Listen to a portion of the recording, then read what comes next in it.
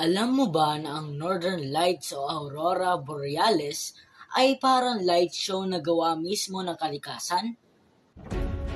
Kapag ang mga charged particles mula sa araw ay tumama sa atmosphere ng Earth, nagkakaroon ng collision sa mga gas tulad ng oxygen at nitrogen. Ang resulta, isang kamangha-manghang liwanag sa langit na makikita sa malalayong lugar sa hilagang bahagi ng mundo, kaya nga tinawag na Northern Lights.